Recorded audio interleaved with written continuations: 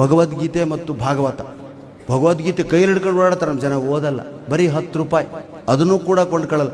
ಪೂಜೆ ಮಾಡ್ತಾರೆ, ಕೆಲವರು ಓದಲ್ಲ. ಭಗವದ್ಗೀತೆ ಪೂಜಿಸ್ಬೇಕು ಸಾರ್, ಅದು ಕುಂಕುಮ ಅರಿಶಿನ ಏರಿಸಿ ಪೇಜ್ಗಳೆಲ್ಲ ಹುಳ ತಿಂದೋಗಿ ಅವು ಅವಕ್ಕೆಲ್ಲ ಹುಳ ಹಾಕ್ತವೆ. ಹೂ ಹಾಕ್ತಾರೆ ಅದರಲ್ಲಿ.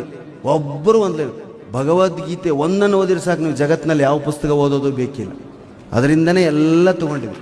ಭಗವದ್ಗೀತೆ ಒಂದೊಂದು ಶ್ಲೋಕನೂ ನನಗೆ ಪ್ರತಿ ಬುಧವಾರದ ಅಂಕಣಕ್ಕೆ ಒಂದೊಂದು ಆರ್ಟಿಕಲ್, ಒಂದೊಂದು ಶ್ಲೋಕಕ್ಕೆ ಒಂದೊಂದು ಆರ್ಟಿಕಲ್ ಆಗುತ್ತೆ ರೀ. ಓದಿರಿ ಭಗವದ್ಗೀತೆ ಓದಿರಿ ಯಾರಾದರೂ? ಸುಮ್ಮನೆ ನೋಡ್ತೀವಿ ಅಷ್ಟೇ ಅಲ್ವಾ? ಕರ್ಮಣ್ಯವಾಧಿಕಾರಸ್ಥೆ ಅನನ್ಯಾಶ್ಚಿಂತೆಯಂತೋ ಇಷ್ಟೇ ನೋಡ್ತೀವಾಗಲಿ.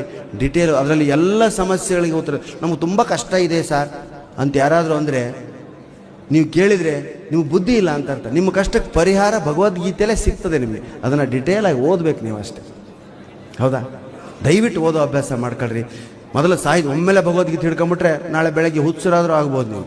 ಅದಕ್ಕೆ ಮೊದಲು ಸಾಹಿತ್ಯ ಓದ್ರಿ. ಸಾಹಿತ್ಯ ಓದಿ, ಸಾಹಿತ್ಯದಿಂದ ಅದಕ್ಕೆ ಹೋದ್ರಿ ಅಂದರೆ ಈಸಿಯಾಗಿ ಅರ್ಥ ಆಗುತ್ತೆ.